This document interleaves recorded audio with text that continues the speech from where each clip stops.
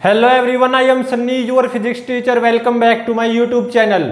Surface tension का आज का हमारा लास्ट लेक्चर होगा और आज के इस लेक्चर में हम कैपिलरी राइजेस के ऊपर बेस्ड 4 अच्छे न्यूमेरिकल्स को सोल्व करेंगे।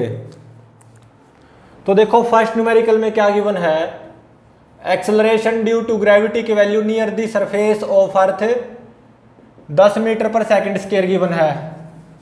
और मान लो मेरे पास एक कंटेनर है, इस कंटेनर में मैंने एक लिक्विड को डाल दिया और मान लो वो लिक्विड इस कंटेनर को वेट करेगा, ठीक है। और जो मैंने लिक्विड डाला है, इस लिक्विड की डेंसिटी रो ये 800 kg पर मीटर क्यूब गिवन है और इस लिक्विड की सरफेस टेंशन 49 इंटू में 10³ न्यूटन पर मीटर गिवन है, ठीक है। अब मैं क्या करूंगा, एक कैपिलरी ट्यूब को इस लिक्विड के अंदर डिप करूंगा, तिरछी, वर्टिकल नहीं, थोड़ी सी तिरछी, ठीक है। मैंने एक कैपिलरी ट्यूब को कुछ ऐसे इस लिक्विड के अंदर डिप कर दिया और मान लो ये एंगल कितना, 30 डिग्री।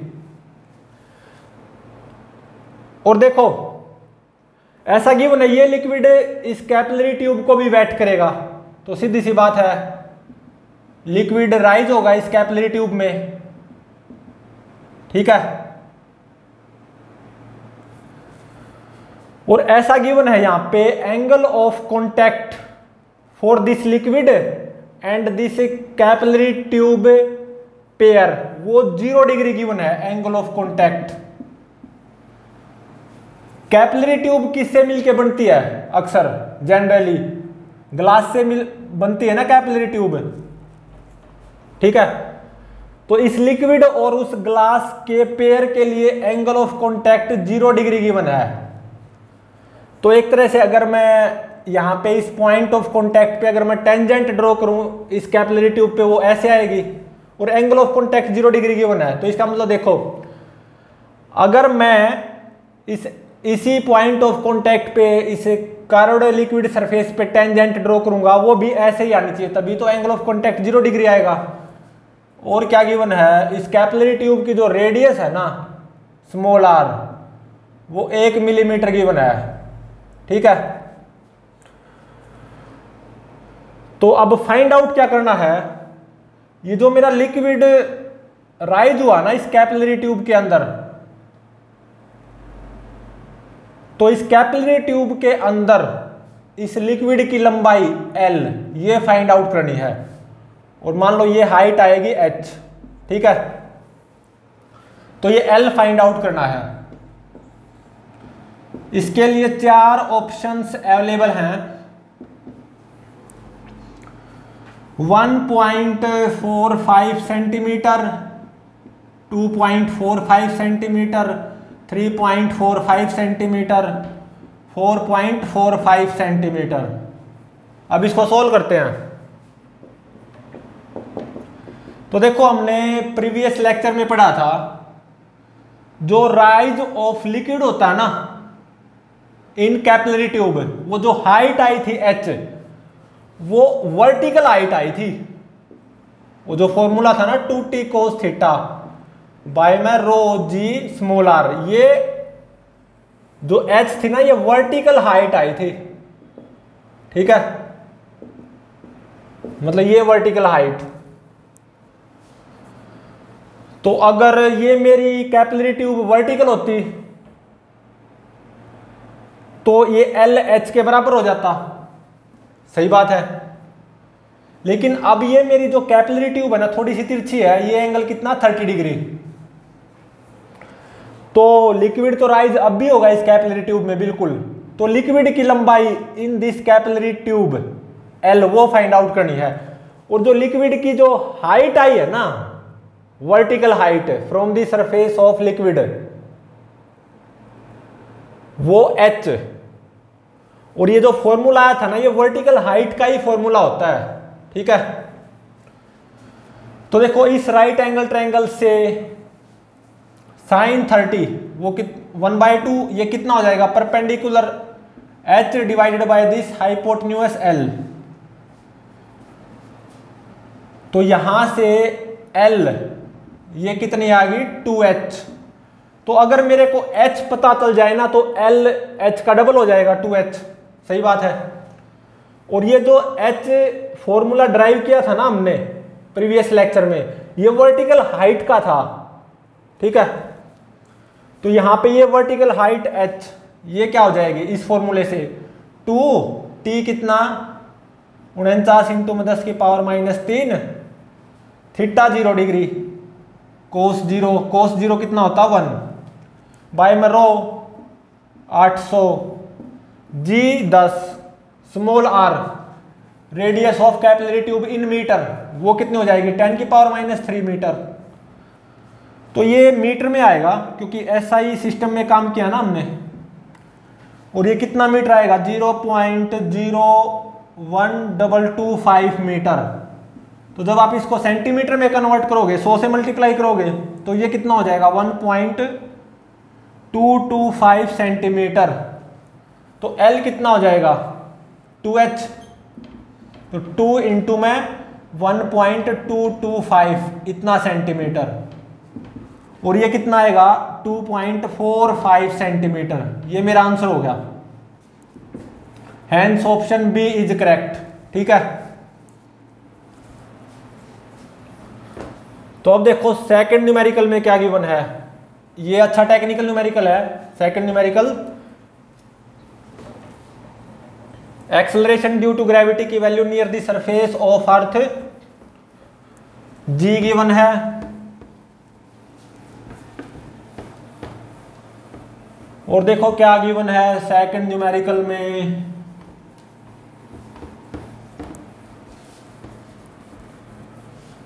मान लो मेरे पास एक कंटेनर है, ठीक है।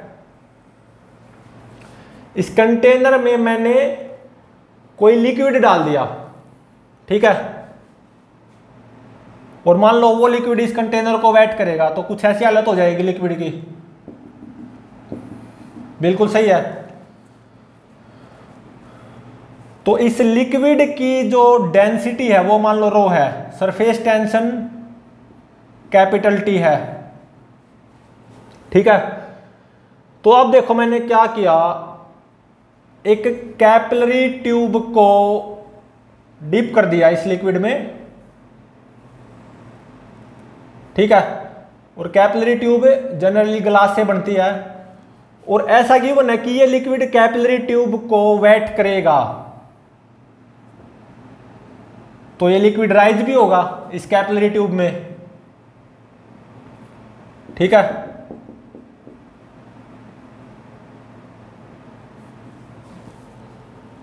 तो मान लो ये h हाइट तक राइज कर गया और इस कैपिलरी ट्यूब की रेडियस है मान लो स्मॉल r। और मान लो यहां पे जो एंगल ऑफ कॉन्टैक्ट आएगा ना वो आएगा थीटा, एंगल ऑफ कॉन्टैक्ट, ठीक है। तो मतलब अगर मैं इस पॉइंट ऑफ कॉन्टैक्ट पे टेंजेंट ड्रॉ करूं इस कैपिलरी ट्यूब पे, वो ऐसे आएगी इसी पॉइंट ऑफ कॉन्टैक्ट पे, इस कर्व्ड सरफेस पे, लिक्विड के कर्व्ड सरफेस पे टेंजेंट ड्रॉ करो वो ऐसे आएगी, सही है। तो इन टेंजेंट्स के बीच में जो एंगल सबटेंड होगा ना थीटा, यही क्या होता है एंगल ऑफ कॉन्टैक्ट। तो इस लिक्विड और कैपिलरी ट्यूब के पेयर के लिए एंगल ऑफ कॉन्टैक्ट कितना होगा थीटा, ठीक है। और ऐसा गिवन है इस कैपिलरी ट्यूब में ये जो लिक्विड है ना जो राइज हुआ है, इस लिक्विड का मास ये 10 ग्राम गिवन है। ये जो लिक्विड है इस कैपिलरी ट्यूब के अंदर जो राइज हुआ ना लिक्विड, उसका मास 10 ग्राम गिवन है। अब देखो मैंने क्या लिया, एक दूसरी कैपिलरी ट्यूब ली थोड़ी सी चौड़ी, हालांकि वो भी काफी नैरो होती है, काफी नैरो होगी लेकिन इससे तो चौड़ी ही होगी, ठीक है। और यहां पे ये कैपिलरी ट्यूब भी ग्लास से मिलके बनी हुई है, तो ऑब्वियसली ये लिक्विड इस कैपिलरी ट्यूब को भी वेट करेगा। तो कुछ ऐसे सूरत हालात होंगे। मान लो इस कैपिलरी ट्यूब की रेडियस है 2r, ठीक है, तो लिक्विड तो राइज यहां पे भी होगा, बिल्कुल, ठीक है। लेकिन कैपिलरी ट्यूब जितनी ज्यादा चौड़ी होती है ना, तो उसमें जो लिक्विड राइज करता है वो कम राइज करता है, तो ये कुछ यहां तक राइज करेगा, ठीक है, h डैश हाइट तक। ये h डैश पक्का h से कम होगा, ये पक्का है। तो देखो दोनों कैपिलरी ट्यूब सेम मटेरियल से मिलके बनी हुई है, ग्लास से, और लिक्विड भी वही है, तो एंगल ऑफ कॉन्टैक्ट सेम आएगा। यहां पे एंगल ऑफ कॉन्टैक्ट थीटा, तो यहां पे भी थीटा आएगा। मतलब इस पॉइंट ऑफ कॉन्टैक्ट पे टेंजेंट ड्रॉ करो, इस कैपिलरी ट्यूब पे ऐसे आएगी। इसी पॉइंट ऑफ कॉन्टैक्ट पे इस कर्व्ड लिक्विड सरफेस पे टेंजेंट ड्रॉ करो, वो ऐसे आएगी। इन टेंजेंट्स के बीच में जो एंगल सबटेंड होगा वो क्या हो जाएगा, एंगल ऑफ कॉन्टैक्ट थीटा, दोनों सेम आएंगे ऑब्वियसली। तो फाइंड आउट क्या करना है, इस कैपिलरी ट्यूब में ये जो मेरा लिक्विड राइज हुआ ना, इस लिक्विड का मास फाइंड आउट करो m डैश इन ग्राम, और इसके लिए 4 ऑप्शंस अवेलेबल हैं। ए ऑप्शन में क्या गिवन है 5 ग्राम, बी ऑप्शन में 10 ग्राम, सी ऑप्शन में 15 ग्राम, डी ऑप्शन में 20 ग्राम। अब इसको सोल्व करते हैं। तो देखो ये h किसके बराबर होगी, 2t cos थीटा बाय में रो जी स्मॉल r, सही बात है। और ये h डैश किसके बराबर होगी, by using formula 2t cos theta by में रो जी 2r। तो देख सकते हो h डैश h का आधा है, h dash is equal to h by 2, और यहां से दिखाई भी दे रहा है h डैश h से कम है और h बाय 2 के बराबर है। तो अब देखो इस कैपिलरी ट्यूब में ये जो मेरा लिक्विड राइज हुआ ना, इस लिक्विड का मास कितना गिवन है 10 ग्राम, ये किसके बराबर आएगा, डेंसिटी रो इंटू में वॉल्यूम, ये वॉल्यूम कितना आएगा pi small r square into में h, ठीक है। और यहां पे देखो इस कैपिलरी ट्यूब में जो ये मेरा लिक्विड राइज हुआ है, इसका मास m डैश, ये किसके बराबर आएगा, डेंसिटी रो इंटू में वॉल्यूम पाई 2r का स्क्वायर इंटू में h डैश कितना h बाय 2। तो m डैश देखो यहां से कितना आया 2 रो पाई r स्क्वायर h के बराबर आया, और रो पाई r स्क्वायर h की वैल्यू कितनी है 10 ग्राम। तो m डैश कितना हो गया 2 इंटू में 10, इतने ग्राम, मतलब 20 ग्राम, ठीक है। Hence option D is correct.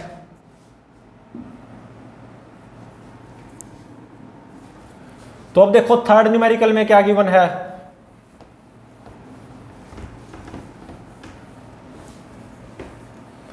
Numerical number third, acceleration due to gravity की value near the surface of earth g given है। और देखो क्या गिवन है,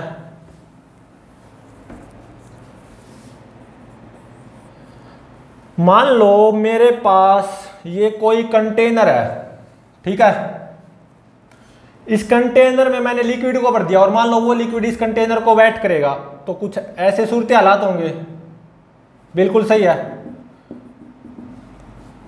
और मान लो ये जो लिक्विड है ना, ये प्योर वाटर है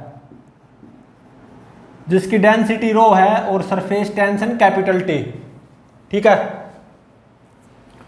अब मैंने क्या किया, इस प्योर वाटर में एक कैपिलरी ट्यूब को डिप कर दिया, ठीक है। और देखो ये जो मेरी कैपिलरी ट्यूब है ना, ग्लास से मिलके बनी हुई है, और प्योर वाटर ग्लास को वेट करता है, बिल्कुल करता है। तो कुछ ऐसे सूरत हालात हो जाएंगे और ये प्योर वाटर राइज होगा।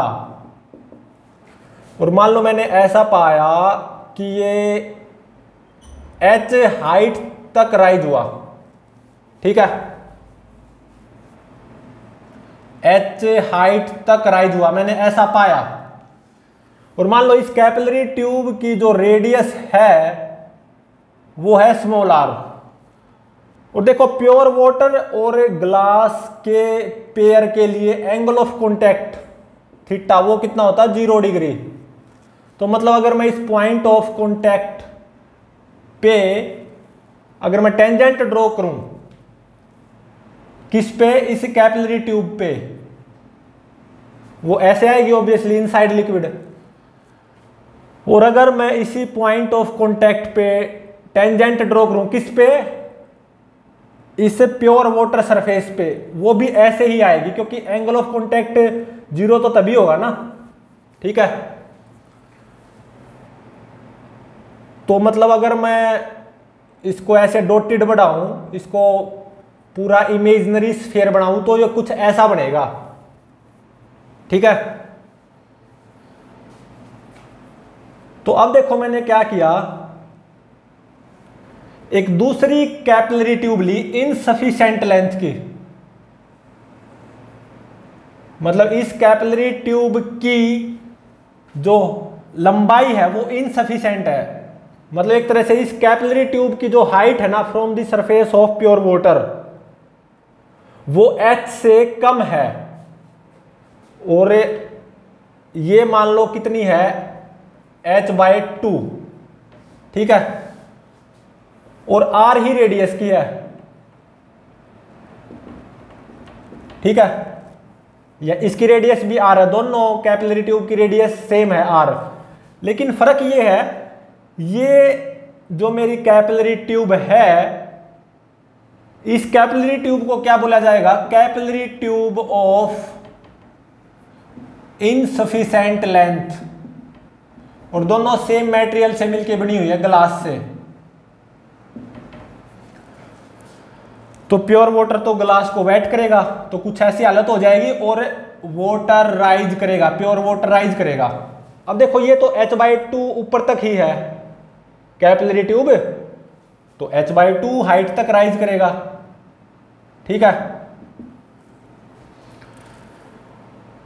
लेकिन यहां पे जो एंगल ऑफ कॉन्टैक्ट आएगा ना वो 0 डिग्री नहीं आएगा, ये पक्का है, वो 0 डिग्री से ज्यादा आएगा कुछ ना कुछ। और यहां पे जो एंगल ऑफ कॉन्टैक्ट होगा ना उसको वर्चुअल एंगल ऑफ कॉन्टैक्ट बोला जाएगा, virtual angle of contact in this case. और वो थीटा डैश वही फाइंड आउट करना है, ठीक है। मतलब एक तरह से अगर मैं यहां पे इस पॉइंट ऑफ कॉन्टैक्ट पे टेंजेंट ड्रॉ करूं इस कैपिलरी ट्यूब पे इनसाइड लिक्विड, वो ऐसे आएगी। और इसी पॉइंट ऑफ कॉन्टैक्ट पे अगर मैं इस प्योर वाटर कर्व्ड सरफेस पे टेंजेंट ड्रॉ करूं वो कुछ ऐसे आएगी, ठीक है। इन टेंजेंट्स के बीच में जो एंगल सबटेंड होगा ना ये कितना होगा थीटा डैश, और इसको यहां पे वर्चुअल एंगल ऑफ कॉन्टैक्ट बोला जाएगा और यही थीटा डैश फाइंड आउट करना है। इसके लिए 4 ऑप्शंस अवेलेबल हैं, 30 डिग्री, 45 डिग्री, 60 डिग्री, 75 डिग्री। अब इसको सोल्व करते हैं। तो देखो बाय यूजिंग डायरेक्ट फॉर्मूला ये h किसके बराबर आएगा 2t cos थीटा बाय में रो g स्मॉल r, ठीक है। इस कैपिलरी ट्यूब के लिए ये आप अप्लाई कर सकते हो। थीटा कितना है 0 डिग्री, तो ये h कितना आ जाएगा 2t cos 0 divided by rho g small r, ठीक है। cos 0 कितना होगा 1। अब मैं क्या करूंगा, ये जो मेरी कैपिलरी ट्यूब है इनसफिशिएंट लेंथ की, इसके लिए ऐसा ही फॉर्मूला अप्लाई कर सकता हूं मैं। यहां पे ये हाइट कितनी है h/2, मतलब ये h डैश है एक तरह से, तो ये h डैश किसके बराबर होगा 2t cos थीटा डैश इसी के सिमिलर बिल्कुल, बायोमर रो जी स्मॉल आर, दोनों कैपिलरी ट्यूब की रेडियस क्या है, सेम है, स्मॉल आर। ठीक है,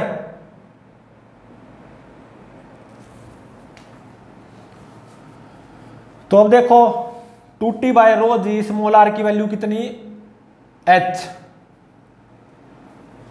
2T बाय में रो जी स्मॉल आर की वैल्यू H, और ये H डैश कितना, H/2, तो H डैश H/2 और 2T by rho ji small R, इसकी वैल्यू यहां से स्मॉल h इंटू में कोस थीटा डैश, तो h से h कैंसिल हो गया, कोस थीटा डैश कितना आ गया, 1/2 आ गया। अब कोस देखो किस एंगल पे 1/2 होता है, 60 डिग्री पे, तो थीटा डैश की वैल्यू आ गई 60 degree, hence option C is correct. ठीक है, तो मतलब देखो एक तरह से यहां पे जब मैं इसे इमेजिनरी स्फीयर बनाऊंगा, ये स्फीयर इस इमेजिनरी स्फीयर से बड़ा बनेगा। ठीक है, मतलब इस इमेजिनरी स्फीयर की जो रेडियस है ना, ये स्मॉल आर से ज्यादा आएगी। इस इमेजिनरी स्फीयर की रेडियस कितनी होगी, स्मॉल आर, क्योंकि प्योर वाटर है, एंगल ऑफ कॉन्टैक्ट कितना होगा, 0 डिग्री। तो ये जो इमेजिनरी स्फीयर होगा इसकी रेडियस स्मॉल आर, इस इमेजिनरी स्फीयर की जो रेडियस होगी ना वो स्मॉल आर से ज्यादा होगी। मतलब एक तरह से R dash will be greater than small R. यहां पे इस इमेजिनरी स्फीयर की जो रेडियस है कैपिटल आर वो स्मॉल आर के बराबर है, और इस इमेजिनरी स्फीयर की जो रेडियस होगी कैपिटल आर डैश वो स्मॉल आर से ज्यादा होगी। मतलब ये इमेजिनरी स्फीयर इस इमेजिनरी स्फीयर से बड़ा ही बनेगा, और बढ़ना भी चाहिए। ठीक है, तो यहां पे ये जो एंगल ऑफ कॉन्टैक्ट आया ना थीटा डैश, इसको वर्चुअल एंगल ऑफ कॉन्टैक्ट बोला जाता है, और ये कितना आया, 60 डिग्री। यही फाइंड आउट करना था।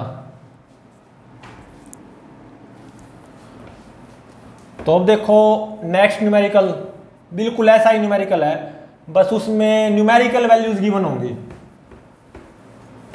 ठीक है, बिल्कुल ऐसा ही न्यूमेरिकल है नेक्स्ट न्यूमेरिकल भी।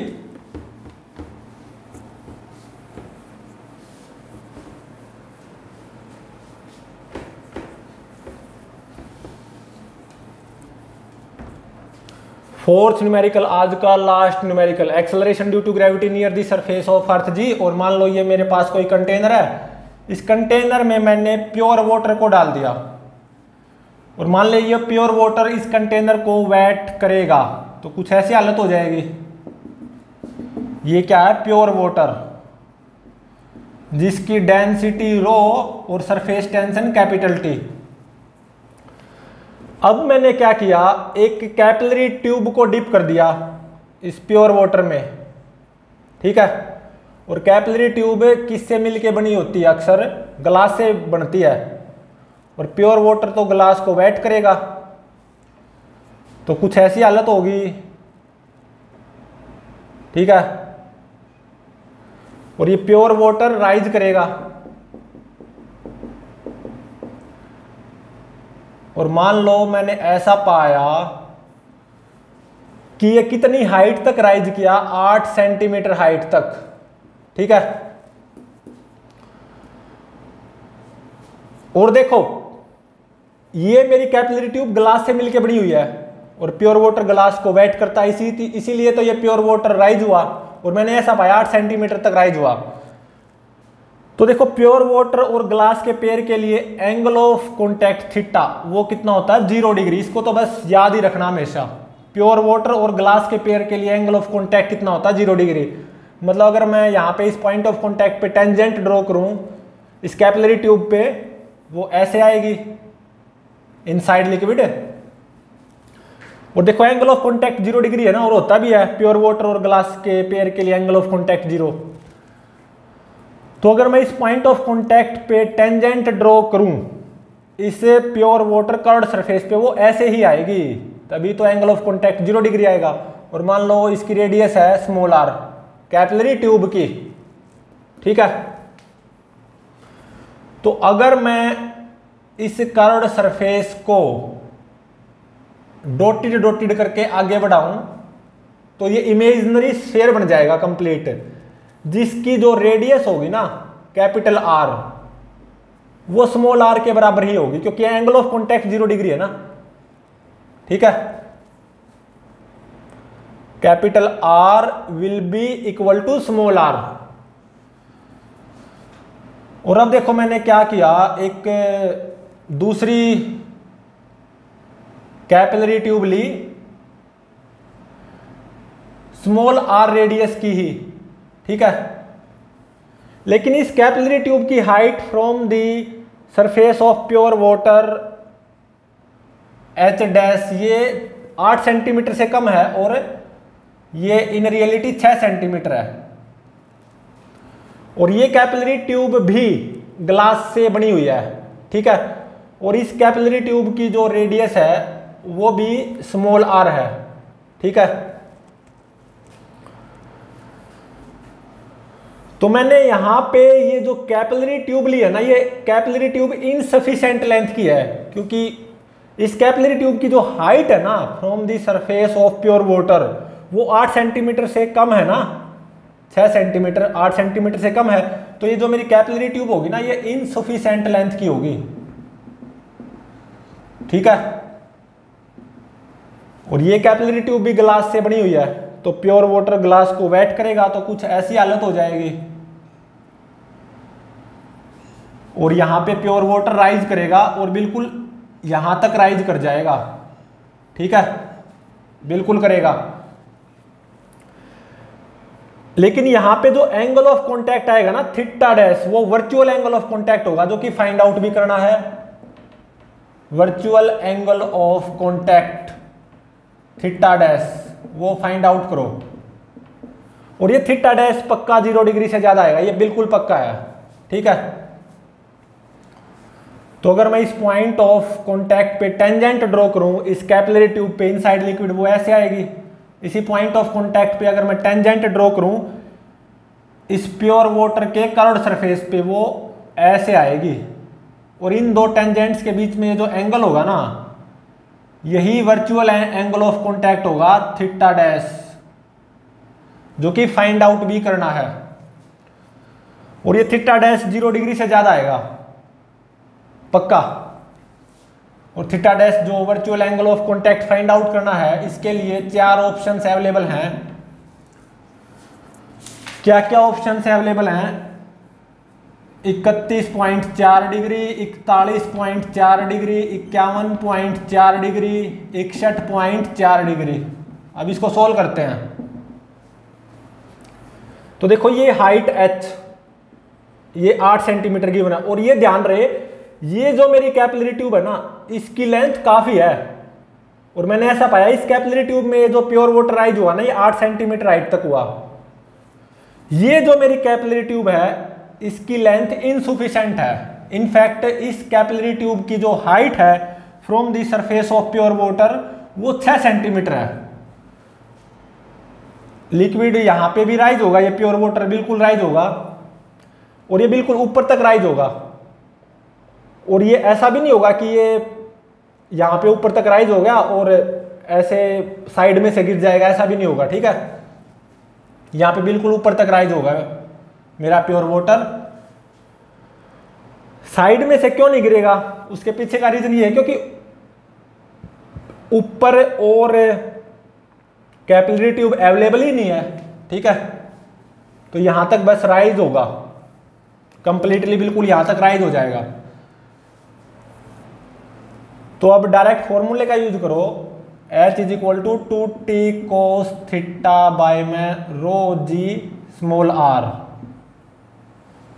ठीक है,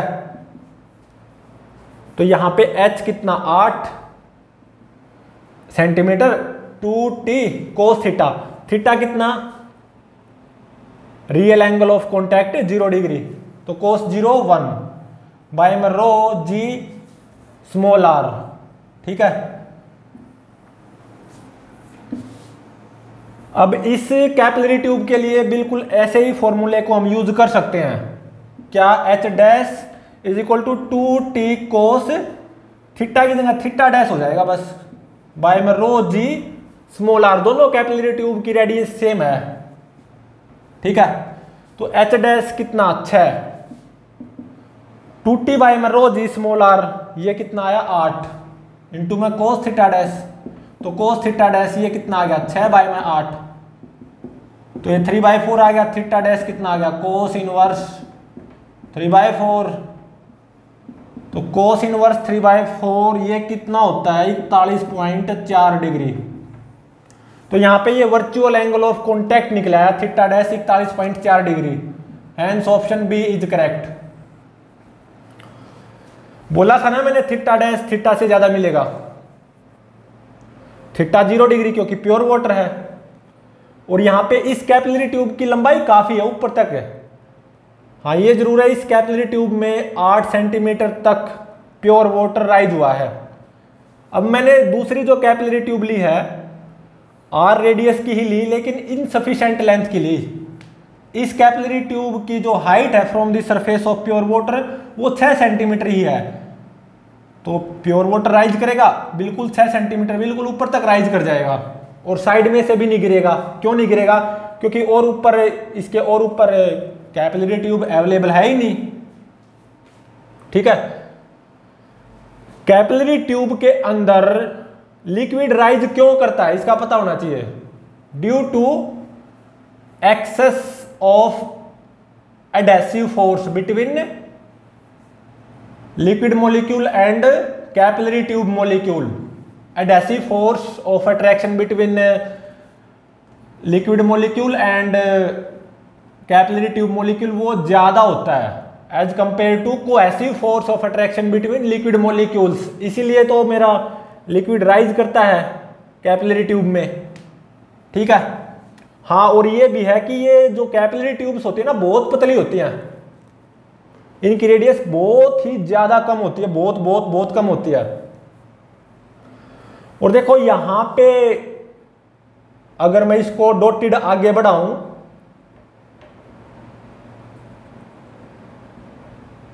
तो ये जो मेरा इमेजिनरी स्फीयर बनेगा इसकी जो रेडियस आएगी कैपिटल आर डैश, ये कैपिटल आर मतलब स्मॉल आर से तो ज्यादा ही होगी, ये पक्का है।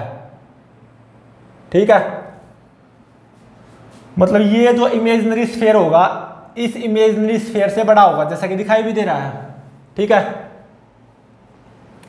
और इस इमेजिनरी स्फीयर की जो रेडियस है कैपिटल आर वो इटसेल्फ कैपिलरी ट्यूब की रेडियस स्मॉल आर के बराबर आई। ऐसा क्यों? क्योंकि प्योर वाटर है ना, एंगल ऑफ कॉन्टैक्ट 0 डिग्री, ऐसा इसलिए।